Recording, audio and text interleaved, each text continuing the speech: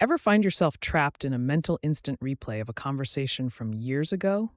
It's 3 in the morning, and you're lying in bed when suddenly your brain decides to replay that conversation from 6 years ago where you said something slightly awkward. Yeah, that one. And now you're dissecting every word, every pause, every facial expression, wondering if they still think about it. Hey, I'm Toliano, and if you've ever found yourself replaying conversations in your head, you know how frustrating it is. This is a core part of overthinking psychology. But have you ever wondered about the actual psychology of replaying conversations? It's not just you are being anxious. Understanding why we overthink conversations touches on rumination psychology, social anxiety overthinking, and even our quest for self awareness psychology. This isn't just a quirky habit, it's a key aspect of human behavior psychology that can impact your mental health psychology. We are going to get this psychology explained today to help you find some mental clarity. The cycle of overthinking past conversations is something we can break. This deep dive into why people replay conversations might even give you some insights into your own emotional intelligence psychology and path to self improvement psychology. See, most people think this conversation replaying is about the other person. Like, we're trying to figure out what they thought, or what they meant, or whether they secretly hate us now. But that's not really it. When you replay those conversations in your head, you're not just analyzing them, you're rewriting yourself. You're trying to become the version of you that said the perfect thing, had the perfect timing, and made the perfect impression. And the reason that hurts so much is because you can't. That moment is frozen in time, and you're stuck with the version of yourself that existed in it. Think about the conversations you replay most often. I'm willing to bet they're not the ones where you said something horrible or offensive. They're the ones where you were just slightly off, a little too eager, maybe, or you laughed at the wrong moment, or you stumbled over your words when you were trying to sound articulate. These tiny moments become massive in your mind because they represent something bigger than just a conversation. They represent proof that you're not who you want to be yet. And your brain is absolutely obsessed with this gap. Psychologists have found that we ruminate most when there's a disconnect between who we actually are and who we think we should be. So, every time you replay that awkward moment, you're not really trying to understand what happened. You're trying to close a gap that only exists in your own head, desperately rehearsing a version of yourself that never got to exist. Yet, here's the part where it gets intriguing and kind of sad if we're being honest. Every time you replay a conversation, you're not actually remembering what happened. Instead, you're recalling the last time you remembered it. The human memory doesn't function like a video camera.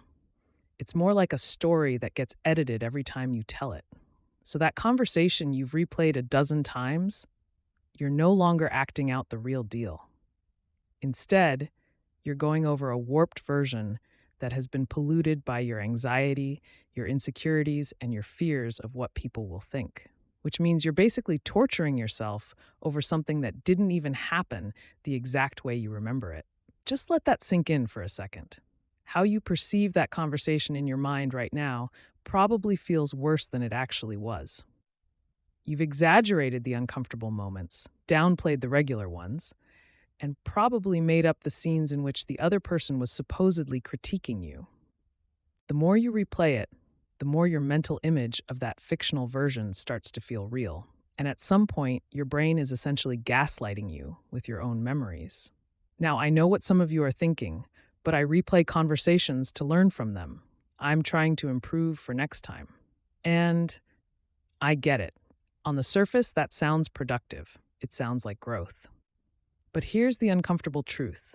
There's a huge difference between reflection and rumination. Reflection is when you think about a conversation, extract a lesson, and move forward. It has a beginning, a middle, and an end. Rumination is when you think about a conversation, extract a lesson, forget the lesson, replay it again, extract the same lesson, criticize yourself, replay it again, and then wonder why you can't sleep. It's a loop, and loops don't take you anywhere. The people who replay conversations the most aren't necessarily obsessed with growth. More often, they're trying to regain control. And I say that gently because I've been there too. When you replay a conversation, you're trying to control how you're perceived, control the narrative, control the past, which is impossible. But your brain hasn't quite accepted that yet. It keeps trying anyway, convinced that if it analyzes the moment one more time, it'll finally find the key to rewriting history.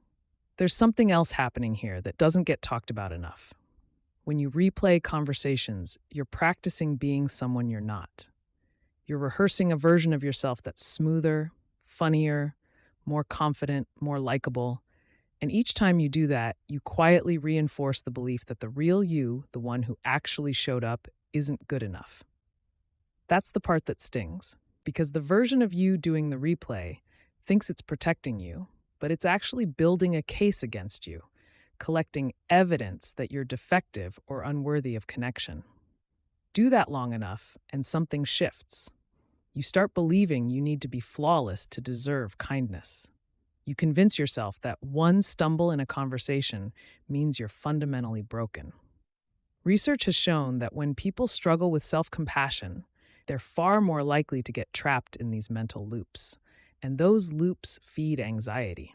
The less forgiving you are of your own humanity, the harsher your inner critic becomes. It's like your mind turns into a courtroom that never adjourns. The real tragedy of replaying a conversation isn't that you said something awkward 6 years ago. It's that you've allowed one awkward moment to define you for 6 years. You took a single data point and turned it into your identity. But consider this. What if the conversations you replay aren't even the ones that matter most? What if they stick with you precisely because they don't represent who you truly are? On some level, your brain knows that the awkward version of you in that moment isn't the full story. It keeps circling back because it's trying to reconcile something, saying, "This doesn't fit. Let me look again." Maybe the solution isn't to replay it better, but to stop giving one conversation so much authority over how you see yourself. The energy you're pouring into replays could be going toward the people in front of you right now, toward the conversations you're having today, the moments that are still alive and unfinished. Because here's the truth about conversations. They're moments, just moments. They're not prophecies about who you'll always be or proof of some deep flaw in your character. They're simply moments where you showed up as a human being imperfect, learning, trying, doing the best you could with what you had that day. And that's enough. It's always been enough. The version of you in that conversation was operating with the awareness you had at the time. You didn't have hindsight. You didn't get a second take. So maybe it's time to stop hitting rewind. Maybe it's time to let those conversations stay where they belong, in the past. Imperfect, awkward, and beautifully, painfully human. If this spoke to you, make sure you're subscribed. And if you'd like to support these deeper conversations on the channel, consider tapping the join button and becoming a member. I genuinely appreciate it. And if you're not quite ready to leave, I've got a few more videos I think you'll find helpful. Same energy, just a different angle. I'll see you over there. Thanks for exploring your inner world with me today on Motivation with Toliano. What's one truth you're walking away with?